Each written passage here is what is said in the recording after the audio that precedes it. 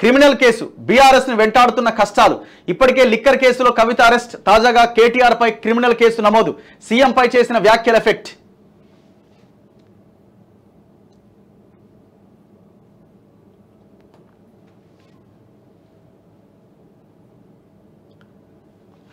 భయపడుతున్నారా?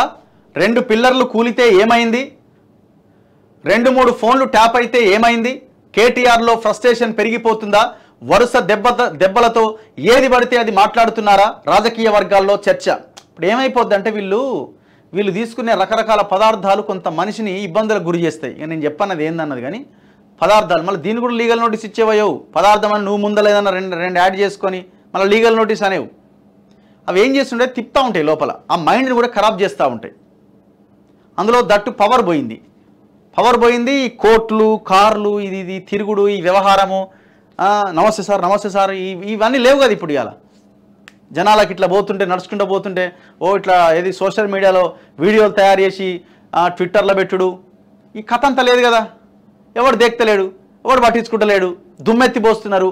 Phone tapping case, Kaleshwaram case, అన్ని దందాలన్నీ బయటకు వస్తూ ఉన్నాయి. భూముల కేసులు. ఈ దీంట్లో నిద్రబట్టక, తిండి లేక ఏ పదార్థాలు అయితే వీళ్ళు తీసుకుంటారో, అంటే మంచి పదార్థాలే కావచ్చులేండి, ఆ పదార్థాల తాలూకా ఇది తిప్పుతూ ఉంటుంది లోపల, అది ఎక్కువగా పనిచేస్తూ ఉంటుంది. దానివల్ల ఇప్పుడు ఈ ఫ్రస్ట్రేషన్లో ఏం మాట్లాడుతున్నా నాకు అర్థమవుతలేదు. నేను చెప్తున్నా కదా, బీఆర్ఎస్ పుట్టి మునగడానికి ప్రధానమైన కారణం ఈయన చెల్లి. సర్వనాశనం చేసి పెట్టిరు, ఇంకా చేస్తున్నారు సర్వనాశనం. నువ్వు ఫస్ట్ ఈ లీగల్ నోటీసులు ఇది దీని బదులు దమ్ముంటే ప్రెస్ మీట్ పెట్టి ప్రెస్ని అడ్రస్ చేయి. విలేకరుల ప్రశ్నలు ఎదుర్కో. ఫోన్ ట్యాపింగ్ జరిగిందా లేదా, ప్రెస్ మీట్ పెట్టు. 53 కోట్ల రూపాయలు అరవింద్ కుమార్ నువ్వు చెప్తే నేను కార్ రేసింగ్లో ఒక ట్రాన్సాక్షన్ చేసిన అని చెప్తా ఉంటే 53 కోట్లు మీ అయ్య సంపాదించిండా? 53 కోట్లు ఎవరు సంపాదించిండు?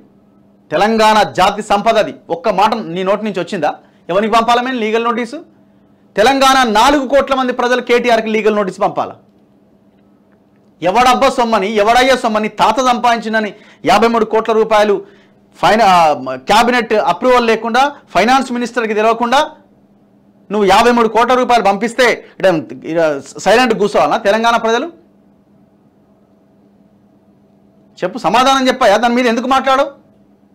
ఔటర్ రింగ్ రోడ్డు 7,000 కోట్లకి తెగనమ్మిన 30 సంవత్సరాలకి వాళ్ళు ఔటర్ రింగ్ రోడ్ మనకి ఇచ్చినందుకు నీకు నీ అకౌంట్లో 25 కోట్ల రూపాయలు నీ ఎలక్టరల్ బాండ్స్ రూపంలో నీ పార్టీకి అమౌంట్ వచ్చింది. సైలెంట్ కూరుకోవాలా మేము?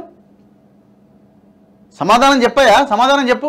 నీ ఫ్రస్ట్రేషన్లో మాకు నోటీసులు పంపిస్తున్నావు కదా, నువ్వు వీటికి అడ్రస్ ఎందుకు చేస్తలేవు? మీడియాని ఎందుకు అడ్రస్ చేస్తావు? నీ మీద వచ్చిన అలిగేషన్స్ నీదేమన్నా ప్రైవేట్ లిమిటెడ్ అనుకున్నావా? అధికారం చెలాయించి అధికారంలో ఉండి జనం పైసలతో దోపిడీ చెలగాటమాడినావు, ఆట ఆడినావు నువ్వు.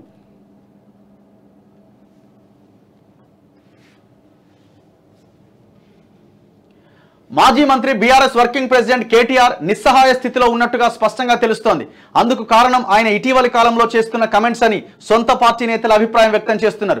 ఈ రోజుల్లో ఎవరైనా నిజంగా దొంగతనం చేసినా ఎదుటివాడు ప్రశ్నిస్తే నేను చేయలేదు అనే వాదిస్తాడు. కానీ కేటీఆర్ మాత్రం నిస్సందేహంగా అవును మేము తప్పు చేశామని ఒప్పుకోవడం చూస్తుంటే అయితే ఇప్పుడు ఏంటి అన్న తీరులో ఉన్నారని అనుకుంటున్నారు. అయితే ధైర్యం, మళ్ళీ అధికారంలోకి వస్తామనే నమ్మకం కంటే నిస్సహాయత ఎక్కువగా ఉందనే చర్చ ఎక్కువగా జరుగుతున్నది.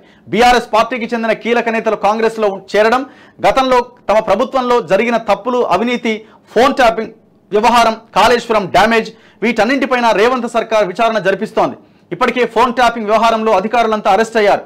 హెచ్ఎండిఏలో దాదాపు నిధుల గోల్మాల్ కేసులో శివబాలకృష్ణ అరెస్ట్, ఫార్ములా రేస్ స్కామ్లో అప్పటి మంత్రి కేటీఆర్ ఆదేశాల మేరకే 50 కోట్లు బదిలీ చేసినట్లు ఐఏఎస్ అధికారి అరవింద్ వాంగ్మూలం ఇవ్వడంతో ఆయన లోలోపల భయపడుతున్నట్టు స్పష్టంగా తెలుస్తోంది. తర్వాత దర్యాప్తు సంస్థలు తన వద్దకే వస్తాయని కేటీఆర్కు కూడా ఇప్పటికే సమాచారం ఉందని టాక్. తాజా ప్రెస్ మీట్లో సీఎం రేవంత్ మరోసారి కేటీఆర్ను హెచ్చరించారు. కేటీఆర్ త్వరలో జైలుకు వెళ్లడం ఖాయమని స్వయంగా చెప్పారు. కేటీఆర్ వరకు దర్యాప్తు సంస్థలు వస్తే తమ వద్దకు రాలేవా అని ముందే గ్రహించిన గులాబీ లీడర్లు ఒక్కొక్కరిగా రేవంత్ పంచన చేరి అరెస్ట్ నుంచి తమ అక్రమ సంపాదనను కాపాడుకుంటున్నట్లు వార్తలు వస్తున్నాయి. 2 పిల్లర్లు గుంగితే ఏమైందట? 2 పిల్లర్లు గుంగితే ఏమైనా అది 1,00,000 కోట్ల జనం సొమ్ముతోని ప్రాజెక్టు కట్టి 2 పిల్లర్లు గుంగితే ఏమైందట.